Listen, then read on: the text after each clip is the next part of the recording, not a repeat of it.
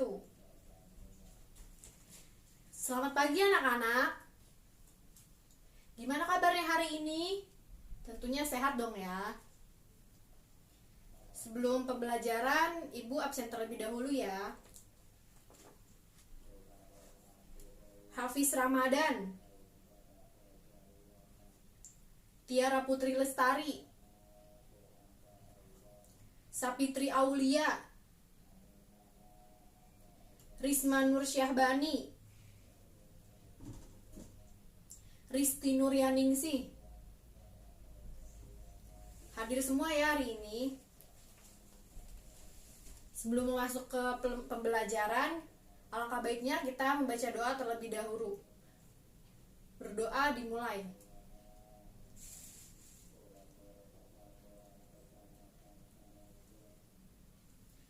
Kemudian langsung saja ya, kita langsung masuk ke materi. Sebelumnya ada yang tahu kata baku itu apa? Ya betul, kata baku adalah kata yang digunakan sesuai aturan atau kaidah berbahasa Indonesia yang sudah ditentukan sebelumnya. Jadi maksudnya tuh digunakan sesuai aturan atau kaidah berbahasa Indonesia yang sudah ditentukan sebelumnya. Kata baku itu sudah sesuai dari KBBI atau Kamus Besar Bahasa Indonesia. Kemudian kata baku sendiri memiliki ciri-ciri, beberapa ciri-ciri.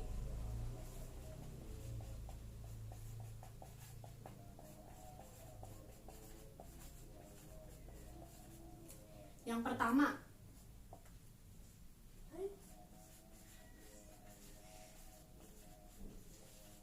kata baku tidak digunakan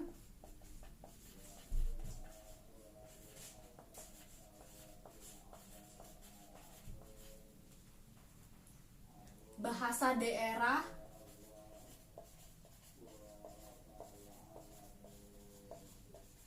atau bahasa asing.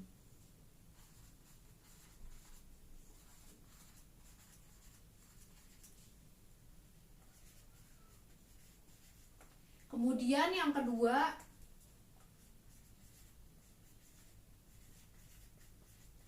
kata baku tidak digunakan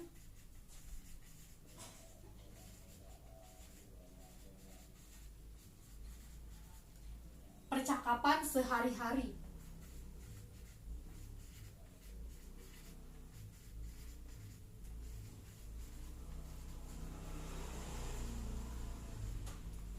Kemudian yang ketiga, kata baku sudah sesuai dengan konteks kalimat.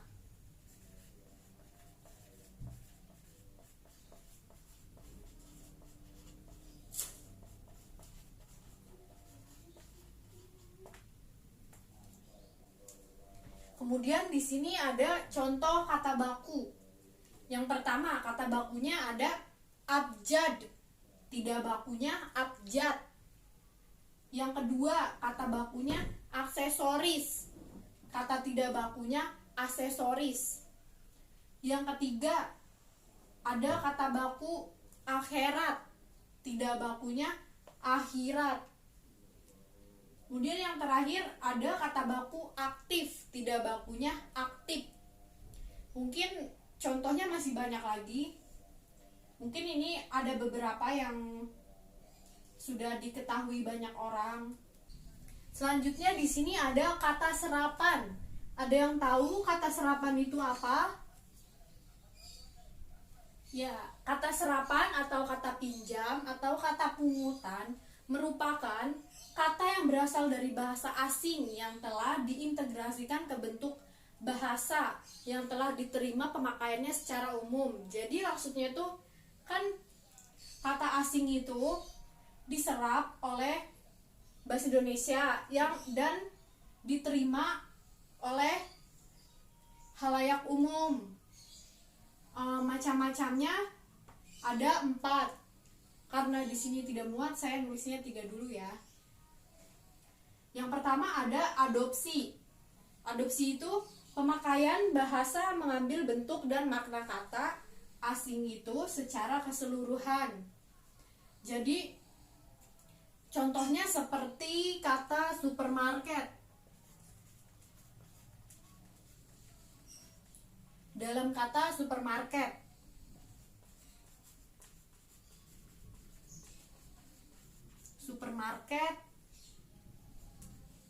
mall, dan plaza. Di sini diambilnya secara keseluruhan. Bentuk dan maknanya itu secara keseluruhan. Kemudian yang kedua ada adaptasi. Adaptasi itu pemakaian bahasa hanya mengambil makna kata asing itu, sedangkan ejaan atau tulisannya disesuaikan dengan bahasa Indonesia. Contohnya dari kata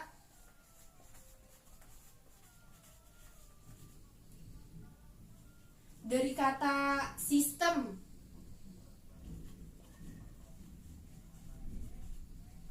Tulisannya seperti ini, menggunakan Y jika sudah diadaptasi menjadi sistem.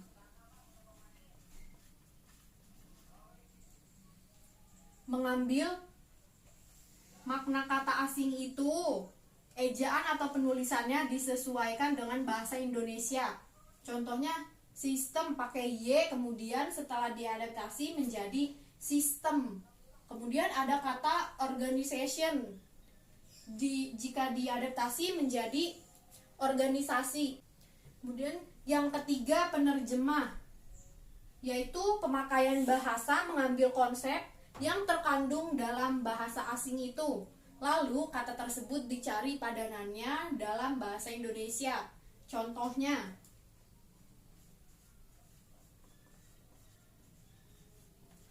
dari kata try out, yang artinya uji coba.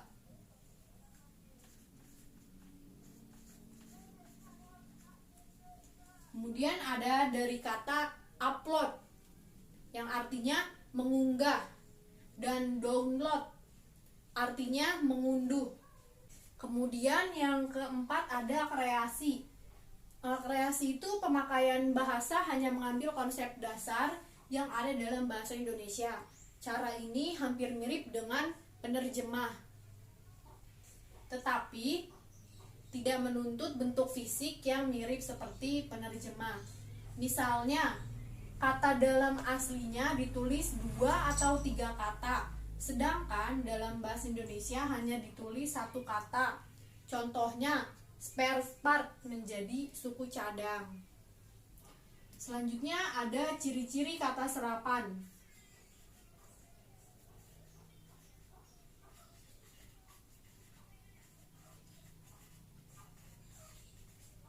Yang pertama yaitu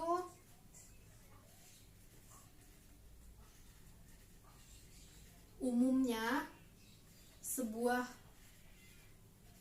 maknanya tidak berubah.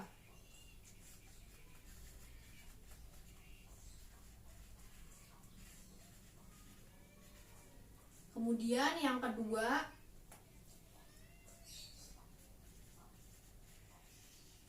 batas pengertiannya pasti.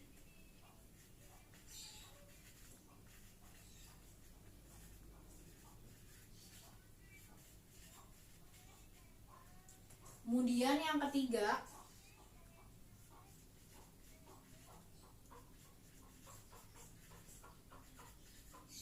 kata-katanya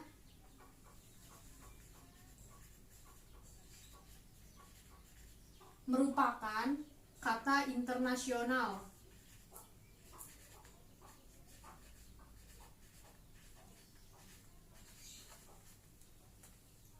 Kemudian yang keempat,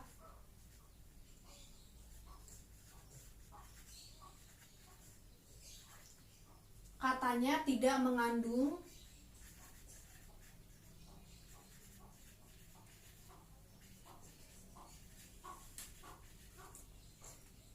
antonim atau sinonim.